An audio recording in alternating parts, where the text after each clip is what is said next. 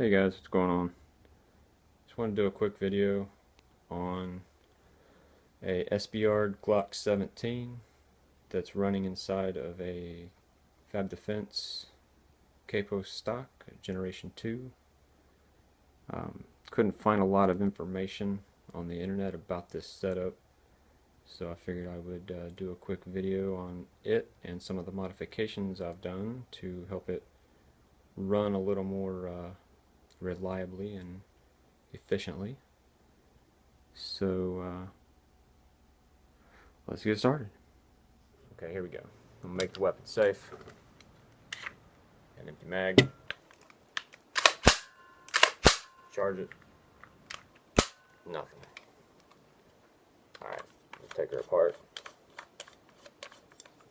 I'm running an AAC Tirant 9 suppressor.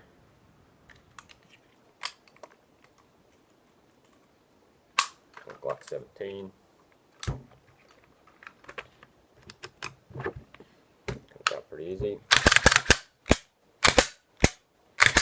Alright, modifications to the Glock are I'm running a trigger safety on it there. Just a little added safety feature to it. It's ambidextrous. Really like it. Don't run them on my carry gun, but for this SBR, it's kind of neat having a little extra safety feature on it. Also running a Storm Lake threaded barrel. It's done me well so far. Really like it. The extended slide release, slide catch, whatever you want to call it. It's on there. It's a good thing to have. And I'm running on this particular setup a beaver tail that I've modified for this setup to eliminate some of the wobble that the gap in the back of it causes. We'll get into that later. But don't normally run these, but find it to be pretty useful on this setup because it locks up a little tighter. Seen people asking questions in forums and whatnot if that was going to help things. I went ahead and tried it and found that it did, so I left it on there. And that's really about it. Otherwise, there's not too much special about the actual Glock itself. Just for the legalities, for the people to know, you do have to register your Glock as an SBR with the ATF on a Form 1 and get that back approved with your stamp before you can buy this setup. So, know that. But I put that stamp out with my suppressor at the same time. So when they came back together, got things rolling. Alright, we'll move on to the modifications I've done to the actual Kpos itself. Okay, also one of the first things I'd done is I removed this piece from the front of the Kpos because I am using a suppressor. And it's just held in with one screw. And once you take it out, this piece comes out. If you were going to remove this for a suppressor, you do not need those two pieces. But I will say that screw is really in there. And once I got it out, it has a ton of blue Loctite on it. So I would just caution to use a hair dryer. I heated this thing up for like 5 solid minutes and very little torque took the screw out. Whereas before I heated it, I was really cranking on it and couldn't get it. Felt like I was going to strip the screw out. So again, take your time if you're going to remove this. Use a little bit of heat and save from possibly stripping out the screw there. I know that seems pretty commonplace to do it like that or something, but don't want to create yourself more trouble than is worth to remove that screw. So yeah. Okay, so I've got the beaver tail off of the Glock, and I just wanted to point out the gap that sits between the back slide plate, or the bottom slide plate actually, and the back plate. And that amount of wiggle right there, that's enough to drive you crazy when you try to shoulder fire this thing.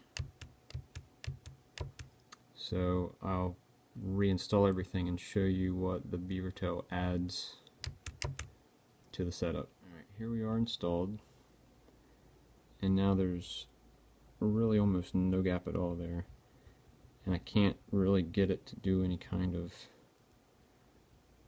movement or wobbliness.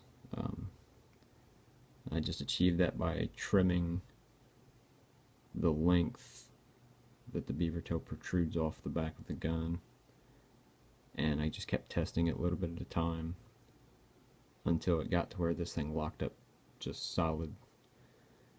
If you try to get it to where it locks up too tight, the charging handle won't pull back. It binds. But if you get it to where it's just right, everything works just fine.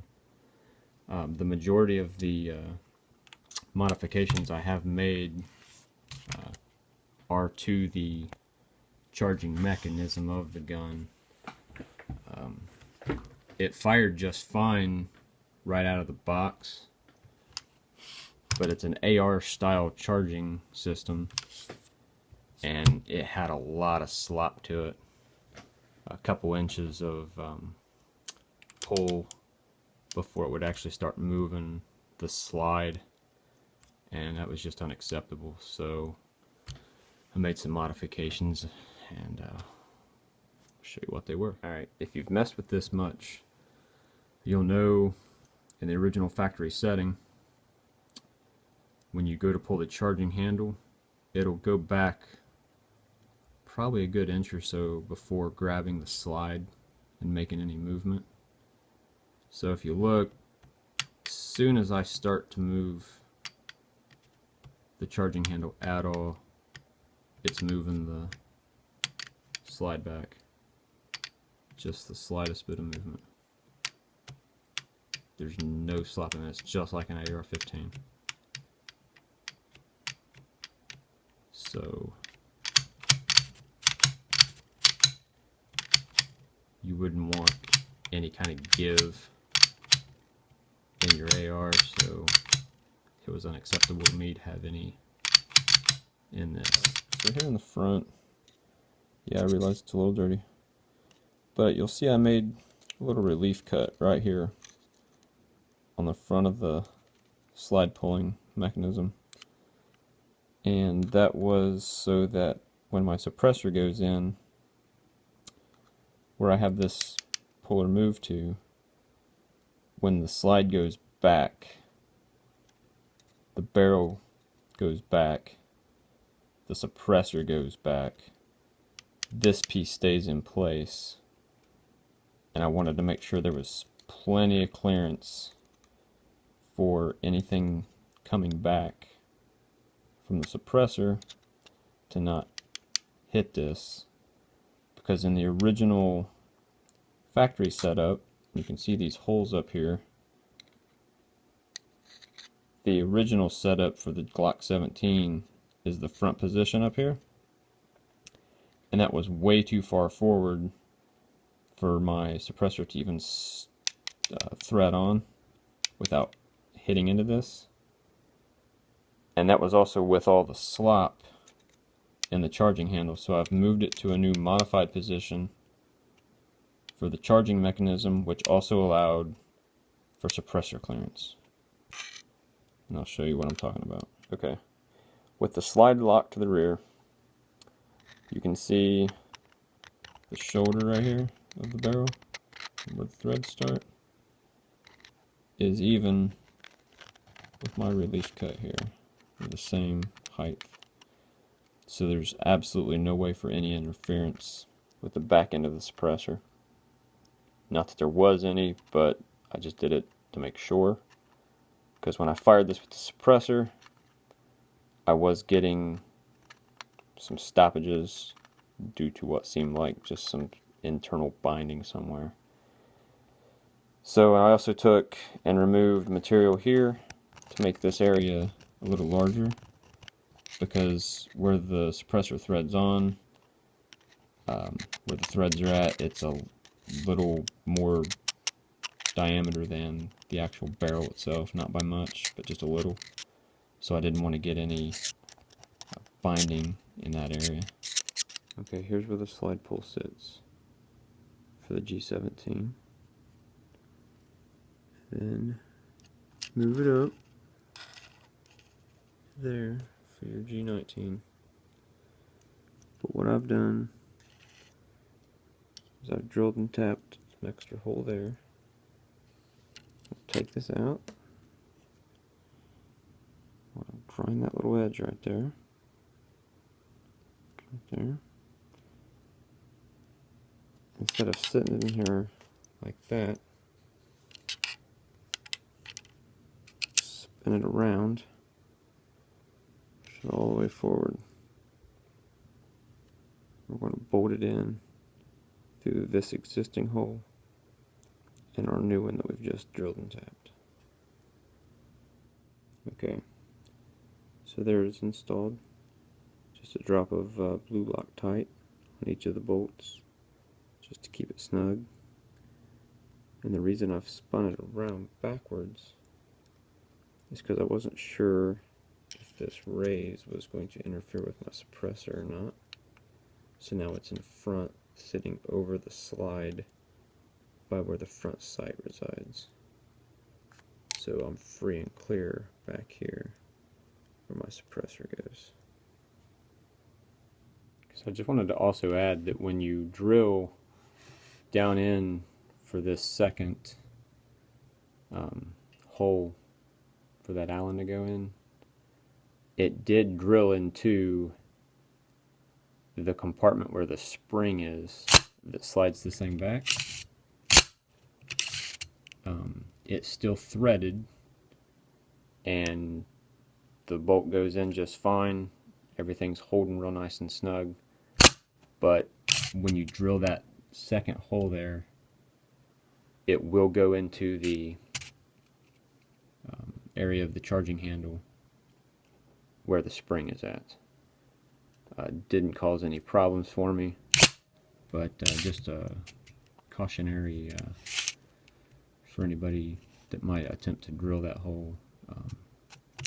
That's where the spring is at. It puts this springiness into your charging handle. So yeah. Okay, I just want to talk about the charging handle for a second. One of the quick things I did was took the latch out of the charging handle. Tried to swap it for an AR charging handle latch because they look the same, they operate the same, but the one that was actually in is a real cheap filling piece. I've seen pictures online where the tip there is broken off. Just didn't feel good about this piece here at all. So I made this one out of some steel that I had that I used to make other charging handle latches for my ARs. Made it ambidextrous because I'm a left-handed shooter, and it works really well from either side.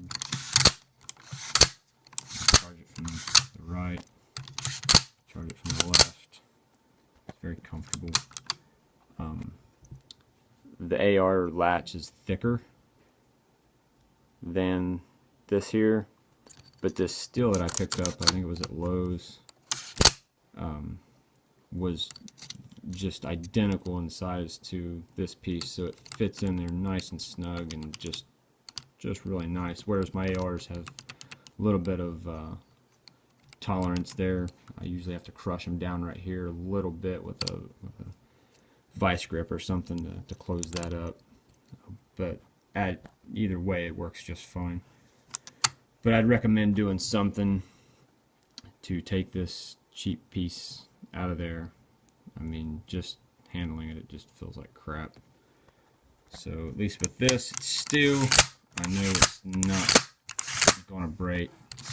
It locks up nice every single time. No issues there. So I would certainly recommend doing something along those lines to fix that before it becomes a problem. Also, one of the things I did, as novel as it may seem, is I took the ring off that comes with the unit, the Kpos. It's this one right here. It's a little smaller than the one I put on there. This is actually a regular keychain. I got it off eBay, like $1 or something, free shipping. It's actually finished in black or whatever you want to call it. I mean, it's not a silver keychain ring, even though it's basically the same thing. But this one here, when you put the sling on and you start applying some pressure, it starts to separate like it's gonna give. Just another cheap filling piece on the gun. With this though, I mean, you can't budge this thing. It's a little bigger, but sling locks onto it, doesn't go nowhere. It's, you know, something worth doing. It's whatever. You can do it if you want. But it's just another one. Those are that and the charging handle latch. Those are the only two real cheap pieces I have found on this unit so far that I would say just gotta go. So that's not that bad. Okay, one of the other things I wanted to point out real quick was when in the factory position of the pulling mechanism, it wouldn't allow, with a suppressor, the barrel to free float. It was catching on the actual pulling piece itself, and everything was staying in place. It wasn't letting the gun cycle properly. So that's also another reason why I've moved the pulling device back further. Not only did it take out the slop, but it now, in the lock position, allows the suppressor and the barrel, everything to float like it should. And then when you release it, it locks back down into place nicely. So if you don't move that when you get an empty mag or whatever, your charging handle is also going to not return to the full front position. It stays back like this because the slide is hitting, or the slide's not hitting, but the suppressor was hitting and not allowing everything to return its position where it needed to be. It also didn't let the suppressor thread on completely. It was only going about halfway onto the barrel, and that's terribly dangerous. So for at least this suppressor, for a AAC Tirant 9, you're going to need to move the pulling device inside of this gun backwards or rearwards to get it to let this thread on all the way. I don't know about other makes of threaded barrels, if they're different lengths or whatever, but certainly for mine that had to be, because it wouldn't let the gun run. But with all this done, it runs great with the beaver tail installed and everything. It locks up solid as a rock. There's nothing going on here that feels cheap with it or wobbly or whatever. It's a good solid setup. I also got a different foregrip for it because I thought I was going to hate the one that comes with it, but honestly it feels really good. I've left it on, haven't taken it off yet. Quite happy with it, so I don't think I'm gonna trade it out. So that's pretty much everything. Overall, so far, got 500 or 600 rounds through it, modified. It runs good. Certainly will continue to keep tinkering with it to make sure that everything's 100%, but as of right now, I definitely say this is a good little weapon. I certainly think it's a step up from just being a range toy or whatever. At least for me, I would use this if a situation or a scenario called for it, I guess, or whatever. So I don't know, it's not too bad. Try and get some footage of it running so y'all can see what it'll do. But if you have any questions about these modifications or whatnot, just contact me or whatever, and I'll see if I can answer them for you or do another video. So yeah, hope you enjoy.